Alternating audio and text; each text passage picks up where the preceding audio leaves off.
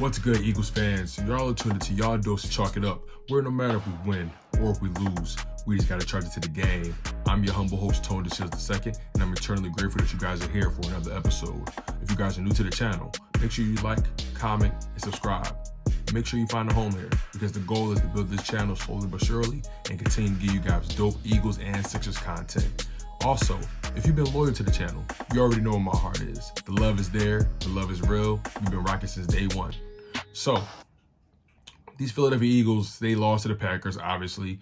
They didn't really look too good, but there's a deeper story involved with this loss.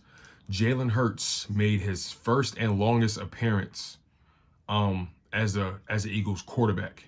And the reason I say first is because they haven't really shown to know what to do with him, right? They haven't really shown that they're capable of using him properly, and they always had him out for a play here, a play there, this, that, and the third. And honestly, this is the first time we saw him continuously, and he looked okay. He looked fairly good. You know, he played well. You know, given the circumstances, he took advantage of opportunities. I gotta give respect to where it's due. But what does this mean for Carson Wentz? Carson Wentz is in a situation now, and honestly, I wouldn't be surprised if he requested a trade after today, after the season. But you know, there's so much to really unpack with this game, as it pertains to Carson Wentz and Doug Pederson, and you know, Jalen Hurts. You know, watching that game, it was really eye-opening. But Doug Pederson made his weekly appearance on the Angelo Cadaldi show in the morning team on 94 WIP. And this is my first time hearing it as well. I'm going to play it for you guys. And again, this is my first time hearing it as well, so I don't really know what he's going to say. I've heard things through the grapevine about his response to the game and so on and so forth. But, you know, I want to have a raw reaction with you guys because, you know, this past Sunday was definitely one for the ages. So let's just go and dive right in, you guys. The Eagles, Doug Pederson out live. Hi, Doug.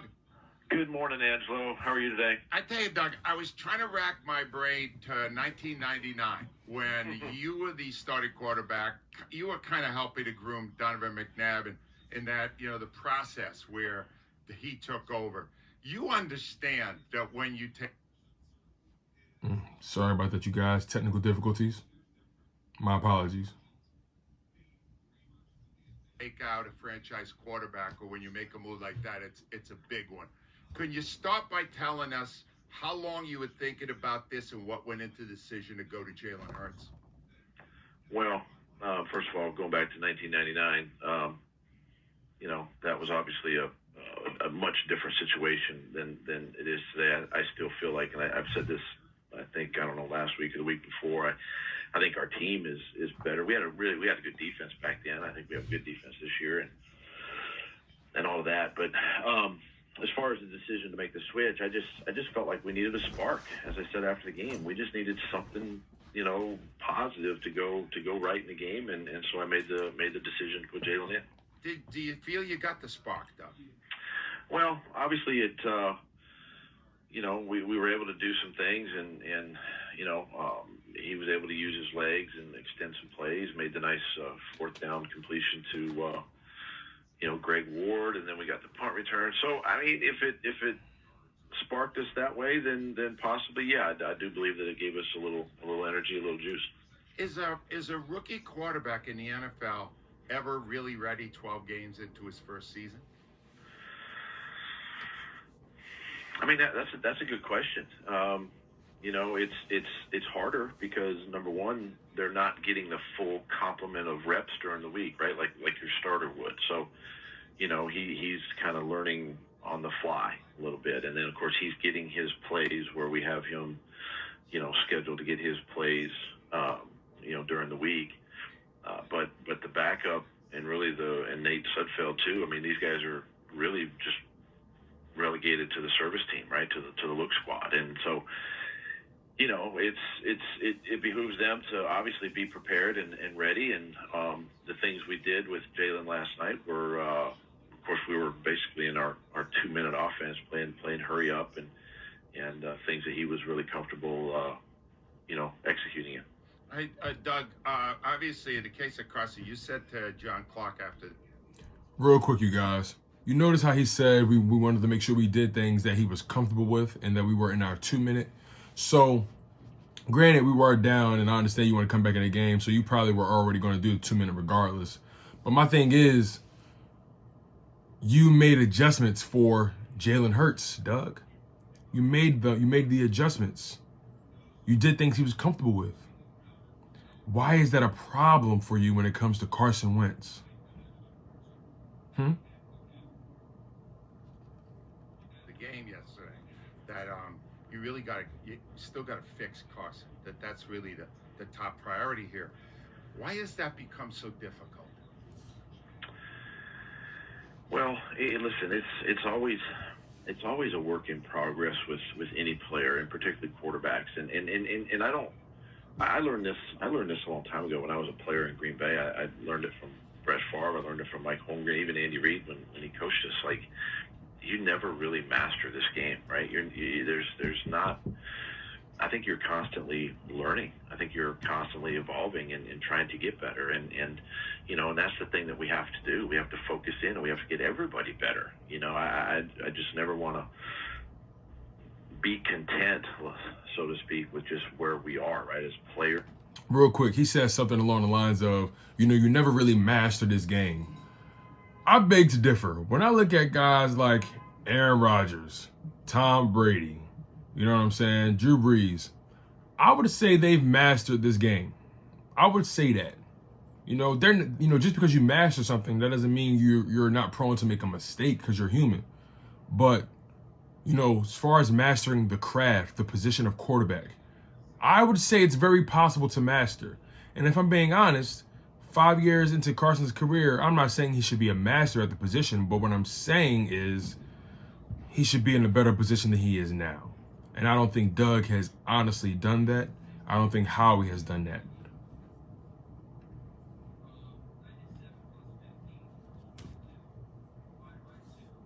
It's like so many things they didn't do for this man.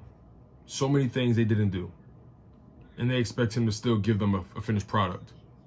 It doesn't make much sense to me. It doesn't make much sense to me at all. But it is what it is, right? Carson Wentz, he has struggled. But Doug Pederson should not be let off the hook. And honestly, if he ruined Carson Wentz so far, what's stopping him from ruining Jalen Hurts, right? What's really stopping it? Nothing's really stopping it. But like I said, at the end of the day, this game we watched, this spectacle we watched, did not have to even occur. I feel like Carson Wentz was doomed from the start. The moment they drafted the young man, I had a feeling that this is going to be a bad situation for Carson Wentz, because people are already on his back about his health. So if you know that, why even put him in that situation? Why even put another quarterback back there knowing damn well people are going to ask certain questions? Why? I don't understand it. I don't understand it at all. But let's continue. Scheduled to get his plays, during the week. But the backup and really and Nate Sudfeld too. I mean, these guys are really just relegated to the service team, right? To the look squad. And so, it behooves them to obviously be prepared and ready. And the things we did with Jalen last night were, of course, we were basically in our 2 minute offense playing hurry up and things that he was really comfortable, executing in. Hey, Doug, obviously in the case of Carson, you said to John Clark after the game yesterday that you still got to fix Carson, that's really the top priority here. Why has that become so difficult? Well, listen, it's always a work in progress with any player, and particularly quarterbacks. And I learned this a long time ago when I was a player in Green Bay. I learned it from Brett Favre. I learned it from Mike Holmgren, even Andy Reid when he coached us. Like, you never really master this game, right? There's not. I think you're constantly learning. I think you're constantly evolving and trying to get better. And and that's the thing that we have to do. We have to focus in and we have to get everybody better. I just never want to be content. Maybe the coaching needs to be better. Where we are, right, as players and as coaches and as a team. And so it's something that we got to continue to, and I've got to continue to work with Carson and get him, get him headed in the right direction. Hey, Doug, I thought you were really honest when somebody asked you yesterday if you thought that since the selection of Hurts in the second round, if Carson was looking over his shoulder, and you said, I can't really say, I'm not Carson, right? Wouldn't it be inevitable that you would have that human reaction when somebody used such a high pick on a person that would be your backup? If you're putting the human element on it, yeah. Probably. But Carson, I haven't seen that from. He said if you're putting the human element, if you're putting the human element on it, probably. There's the human element in everything. There's a human element in everything. If you're putting the human element on it, of course the young man's going to be looking over his shoulder. You drafted a quarterback with the second round pick. And not just any quarterback. You drafted the runner-up to the Heisman. Like, you didn't just draft him as a utility guy. You drafted him for a particular reason. You wanted to hedge your bet with Carson, and that's fine. But don't act like that wasn't why y'all drafted him. Don't act like Carson Wentz has no reason to look over his shoulder. Y'all haven't done anything to make it seem like y'all are all in on him besides pay him. But that was Jeffrey Lurie, not you guys. From Carson, and you listen to what Carson said. You listen to the comments. I mean, he's all about the team and moving forward. And listen, this is not the first time that teams have drafted quarterbacks. I mean, it happened in this draft, other than ours. Yeah. And you look at what Green Bay did. They took a quarterback and don't compare the Green Bay situation to this situation. That Green Bay situation is very different. I feel like that team is trying to prepare themselves for a future exit by Aaron Rodgers. Clearly, he still has it. It's not a talent issue. He's fairly healthy for the most part. But don't act like those are the same situations. Aaron Rodgers is damn near 40, deep into his career. Carson Wentz is 27, going on 28. Come on, man. It's not the same situation, Doug. Stop it. Stop being disingenuous. So I think if you're saying, from a human element, you probably go that there's maybe a little bit like a why, but we haven't seen that. I haven't seen that from him. When he's in the building, when he's with his teammates. So it's hard to say without asking him. Are you getting along okay with the front office stuff? Yeah. Why you ask? Because, I guess the question becomes, He said, yeah. Why do you ask? Like, obvious reasons, Dougie.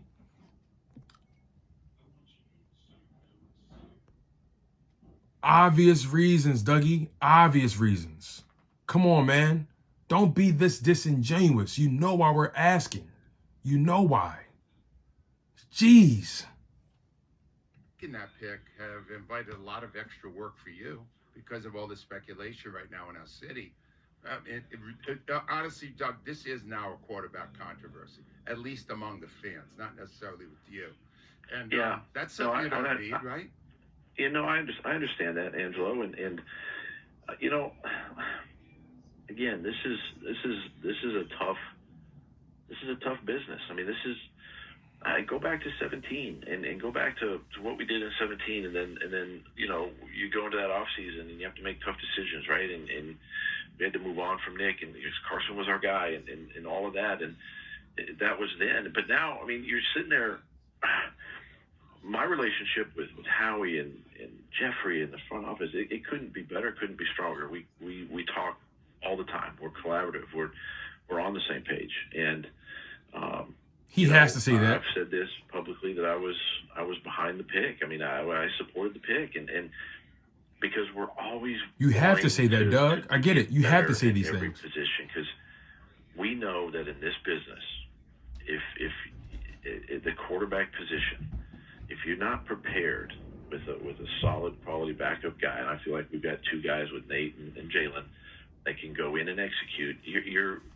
If something happens to your starter, it's going to be a rough year, and we were fortunate a couple years ago to have a solid backup. So yeah, I was 100% on board with the pick and have a great relationship with the front office. Well, see, I'm glad you clarified that. There is a report out this morning that you are frustrated and that would like to leave the organization at the end of the year. I'm assuming by the answer you just gave me, that is not true. Angelo, that is the furthest thing. Yeah, I don't believe that report either. If I'm being honest, I believe he is frustrated, right? But the report that he just wants to leave, I don't believe that. I think that's a stretch, and there's rumors that he's out here fielding jobs for other places like the Texans. I don't believe that. I don't believe that he's totally out on this city, this organization. That's one thing I don't believe. I just believe that he's frustrated right now with the situation, and obviously he wants his team to be better. We all do. But I just feel like, I don't think he's that off the deep end.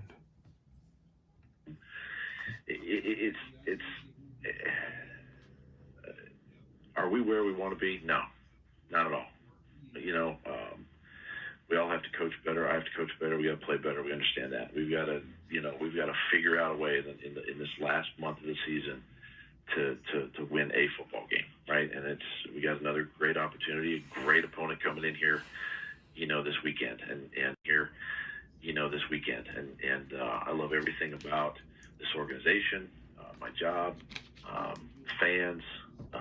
It's a great place, and I'll tell you, it's a great place to work when things are going well. We know we're in a bit of a slump. I mean, it's not easy. It's not an easy place. We are nicer when things are going better, Doug. You're right. The city is nicer. The pressure of performing, right, as athletes, as coaches, and when things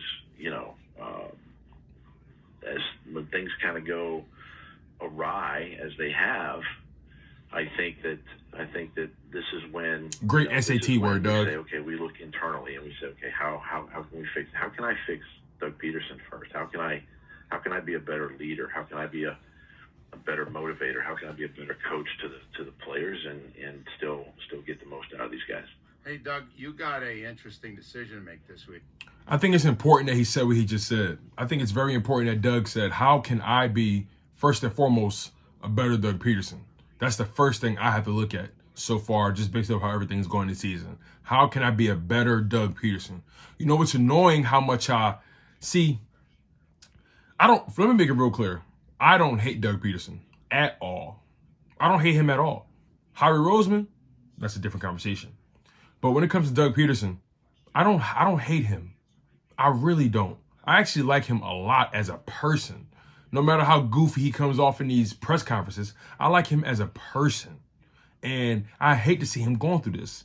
I hate to see him not being successful with his team, knowing the highs he's had with us. But his highs are really high and his lows are really low, And again, I root for the guy. I root for this team. I root for this organization. I don't want to be in a situation where I'm questioning Doug Pederson and Carson Wentz. I definitely don't want to be in a situation where I'm questioning Howie Roseman. But I've been questioning him for years. So, because to who your starting quarterback will be. Have you made it yet? No. What will go into the decision? I'm going to look at a lot of things. Where we are as a team. Obviously, I'm going to look and just go back and evaluate, the position and just when I make my mind up, I'll know. But I'm not there yet. Would you hold off on saying just for the competitive advantage? Because the Saints won't know who to prepare for. Well, there's always that, I guess, advantage, I guess, if you did hold off. But look, it's about the team. It's about the Philadelphia Eagles right now and doing the right thing, by the team. Doug, I really appreciate it. I appreciate you handling all these questions, and I wish you nothing but luck. Thanks. Appreciate it, Angelo. Thank you. Doug Pederson with some very interesting insights.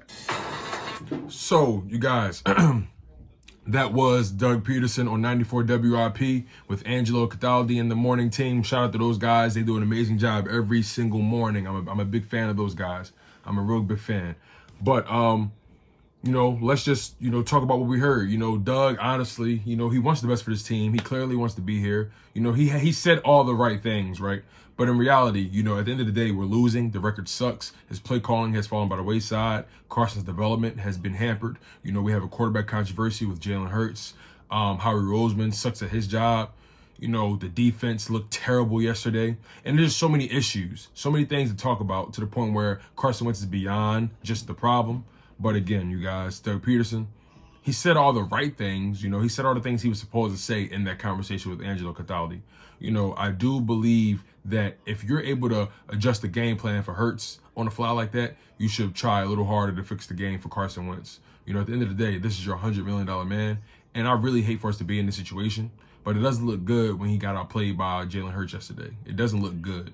Granted, there are questions as to why Carson was benched in the first place. Granted, he was 6 for 15, 79 yards, only averaging about 5 yards a throw. No turnovers, though, but he was sacked 4 times, lost about 22 yards in total, and he had a 37.3 QBR with a 57.4 quarterback rating, passer rating. So he wasn't really spectacular, but he didn't turn the ball over. He was pretty passive throughout the game, didn't really take too many risks. And, the offense was just flat, and he couldn't really get too much done. The running game was flat. And I felt like, like he said, like Doug said, he needed a spark. He wanted to see if he could do anything right, and he managed to see something. But, it's also sparked the quarterback controversy. And it's just a significant situation that we're in, and I would hate for it to really end badly for anybody in this situation. I don't think Jalen Hurts was even meant to be in this situation, but it is what it is. I feel like drafting Jalen Hurts, we cut our nose to spite our face. We expected Carson Wentz to make this huge jump.